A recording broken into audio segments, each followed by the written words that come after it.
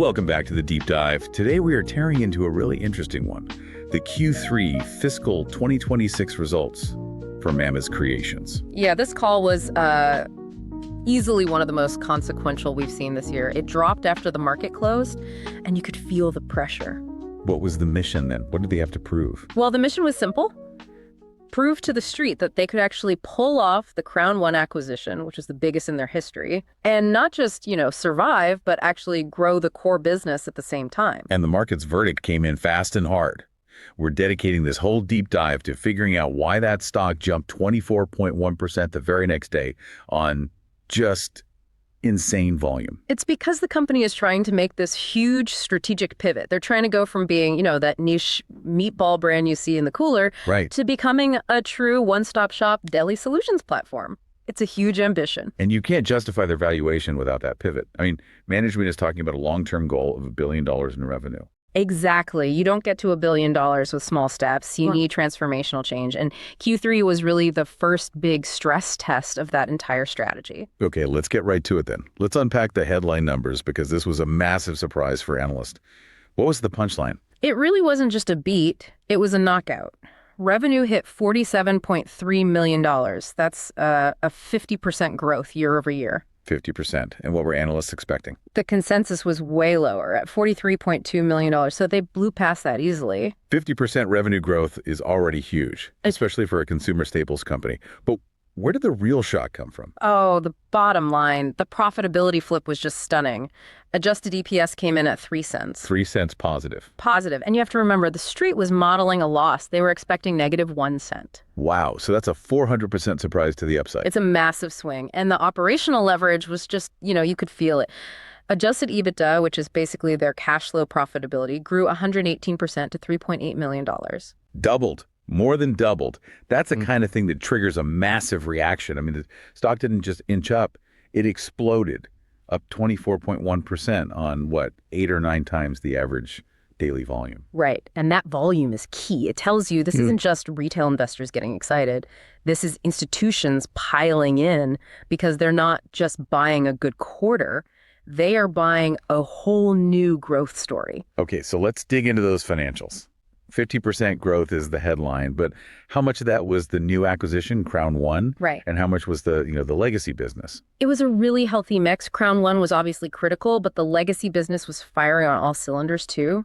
We're talking robust, double-digit organic growth. And year-to-date? Year-to-date, organic growth is still at an impressive 20%. So even without the deal, the core Mama's brand was already crushing it. All right, but the margins were the big question mark for me. They're facing these huge commodity headwinds. Beef prices are through the roof. Right. Yet their gross margin expanded by 100 basis points to 23.6%.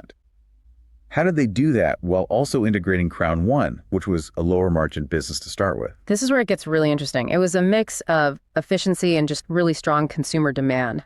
Management broke down that 20% organic growth, and it was fascinating. How so? About 80% of that growth was driven by volume people buying more stuff. Only 20% came from price increases. Okay, and for you listening, why is that 80-20 mix so important? It tells you everything about the health of the brand. I mean, think about it. If your growth is all from jacking up prices, it means demand is weak.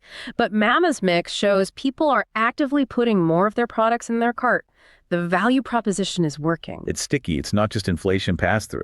So that efficiency, did it also show up on the operating expense line? Absolutely. They showed real scale. OPEX was $10.3 million, or about 21.8% of revenue. Wasn't there a one-time cost in there? Exactly. Management was clear about that. There was $1 million in one-time acquisition costs.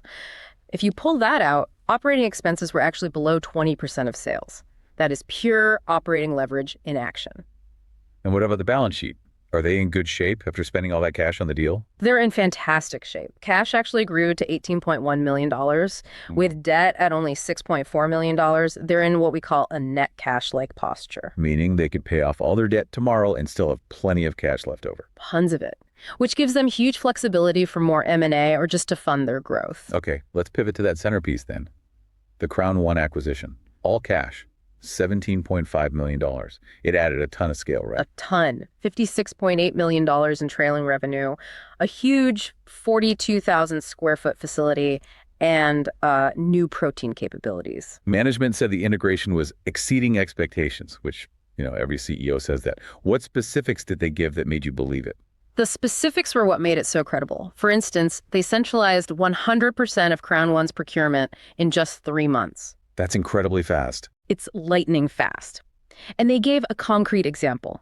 They used Mama's purchasing power to get double-digit cost reductions on Crown One's beef in the very first month. That's not spin, that's a real synergy. So it's not just on paper, they're physically optimized the network. Exactly. They call it a one-plant, three-location strategy. They're already shifting production around between the facilities to unlock capacity and cut down on expensive overtime. It's smart. So what's the roadmap to get those consolidated gross margins up from the low 20s toward their mid-20s target? The path is pretty straightforward, but it requires perfect execution. It's all about bringing Crown One's margins up to the corporate average, using those procurement wins and production efficiencies. Every single basis point they gain there drops straight to the bottom line. They also talked about this catapult pillar. It sounds like corporate jargon, but it seems like a really important step for them. It is. It's a huge maturity step. Essentially, they're moving away from a make-to-order model. Where they only make something after they get an order for it. Right, and they're moving to a make-to-stock model for their most popular items. They're anticipating demand and building inventory. And the benefit there is what? Better service and lower costs. Exactly. It means products are always on the shelf for customers, which improves service levels. And crucially, it cuts down on the expensive overtime they needed during rush periods. It's the kind of smart planning you need to support a billion-dollar ambition. Right, let's get to the stuff that really lit a fire under the stock. The distribution wins. The CEO said they exceeded our goal of adding not one, but 2 Tier 1 national retailers. Who are they? The first one is the big one, Target. They confirmed branded items are starting to ship in February to nearly 2,000 stores. 1,995 stores. I mean, that is basically a national footprint overnight. It's a game changer. And the second win was Food Lion. They're rolling into 1,100 stores this month with their chicken items. That's over 3,000 new doors opening up for them. A massive runway for growth just from those 2 deals alone. And what about the club channel? That seems really important right now with consumers feeling the pinch. It's critical, and they had a big win there, too. They highlighted a national Costco promotion for their beef meatballs in Q4. An MVM, a multi-vendor mailer. Right, and getting a national feature like that at Costco, it proves 2 things. 1, your product sells like crazy, and 2, your operations can handle a massive spike in volume. And that Crown One deal, it also gave them a strategic advantage in managing commodity prices, right? It did.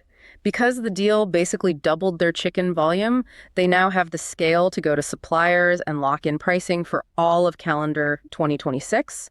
That kind of stability is a huge competitive advantage. So let's zoom out. What does this quarter mean in the broader market context? Yeah. Look at Mama's stock, and it doesn't look like any of its peers. Not at all. If you look at Mama's 1-year return, with this jump, it's around plus 45%. Okay. Now compare that to the consumer staples, SPDR, the XLP, which holds all the big, boring giants. That's up maybe low single digits. So this is not a sector-wide tide lifting all boats. No, this is pure alpha. It's all company-specific execution, completely disconnected from what the rest of the sector is doing. Which is why the analysts reacted so quickly. We saw price target hikes across the board. Yep. D.A. Davidson went to $19, Roth Capital to $15. The thing is, the stock moved so fast that the average target of around $14.80 doesn't offer a ton of upside from here. Which brings us to the key tension for investors now. The stock has run so much. What do they absolutely have to deliver to justify this new higher valuation?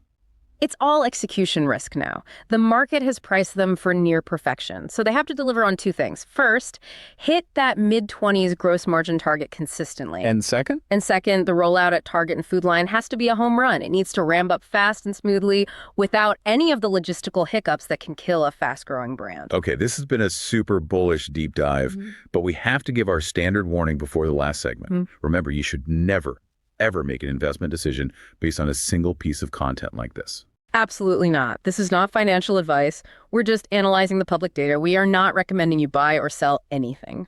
All right, with that out of the way, let's get to the high conviction thesis. Based on everything we've talked about, what's the plausible, high-risk trade idea here? I'm calling this one the alpha-only arbitrage.